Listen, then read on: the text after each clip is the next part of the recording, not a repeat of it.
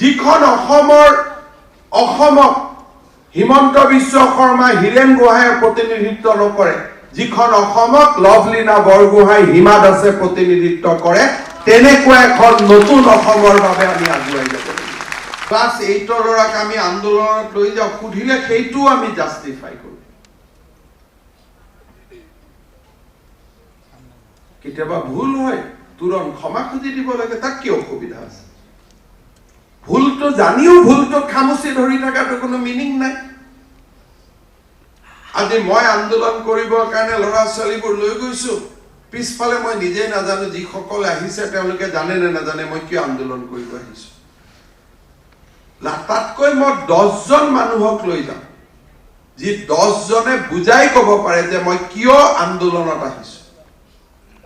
যদি মই 1 লাখ মানুহক লৈ যাম और टीवी 1 लाख मानर इंटरव्यू लो, आप किस लिए आए हैं? बोले पता नहीं, बुलाया तुम्हें आके। এইটো আন্দোলনৰ কি লাভ আছে? তাতকৈ 10জন মানুহ যাও আৰু যুক্তিৰে আমাৰ কথাটো আমি প্ৰতিষ্ঠা কৰো।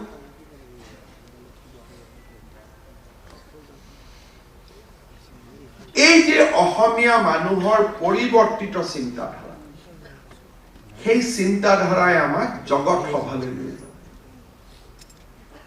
যিদিনাখন অসমীয়া মানুহে বিজ্ঞান প্ৰযুক্তিবিদ্যা, প্ৰাসংগিক চিন্তা, প্ৰাসংগিক আদৰ্শ আৰু অসমীয়াৰ মাজত, অসমৰ মাজত লুকাই থকা ৰত্নগৰ্ভা অসমক চিনাক্ত কৰিব পাৰে, সেইদিনাখন আমাৰ জাতিক কোনেও ধৰি ৰাখিব নোৱাৰে।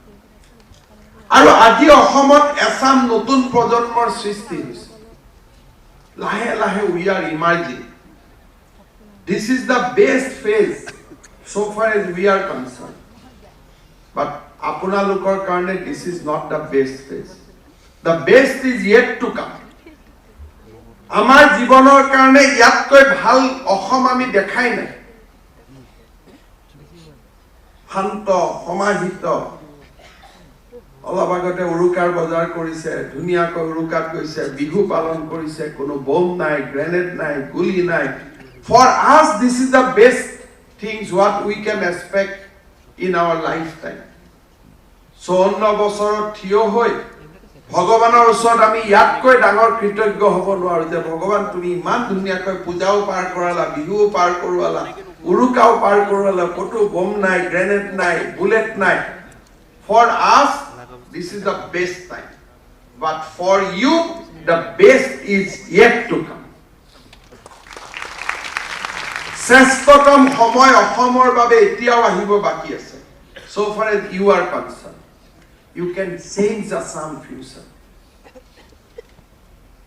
অকণমান হে আমাৰ জেনাৰেশ্যনৰ পৰিৱৰ্তে, because we are a product of circumstances. আমাৰ জেনাৰেশ্যনটোৱে আমি যি কথা কওঁ, সেই কথাবিলাকে সেই সময়ৰ অসমক প্ৰতিনিধিত্ব কৰে। By nature we are pessimistic. আমাৰ জেনাৰেশ্যনৰ ল'ৰা ছোৱালী আমি হতাশাৰে জন্ম হোৱা এচাম ব্যক্তি। যিখন অসমত হতাশা আছিল, আশা নাছিল, সেইখন অসমত আমি জন্মগ্ৰহণ কৰিছিলোঁ। কিন্তু আজিৰ যুৱ শক্তিয়ে অসমত জন্ম গ্ৰহণ কৰিছে, যিখন অসমত হতাশা নাই, যিখন অসমত আশাই আজি অসমখনক নতুন ডিফাইন কৰে।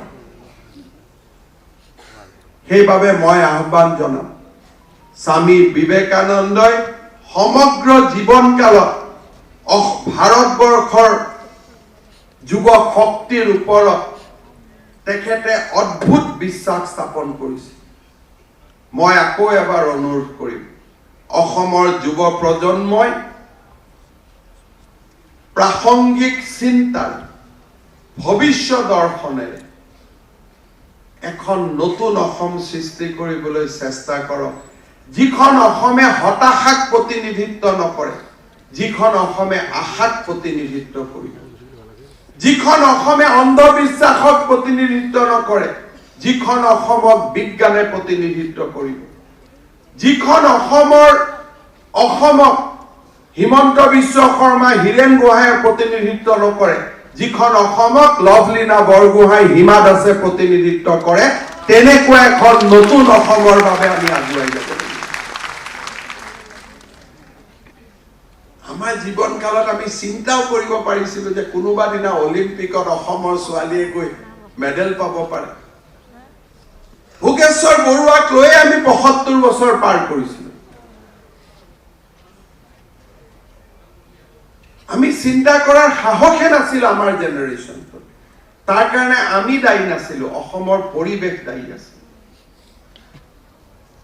আজি হতাশাৰ পৰা এই আশাৰ অসমখনৰ বাবে মই ভগৱানক ধন্যবাদ জনাওঁ।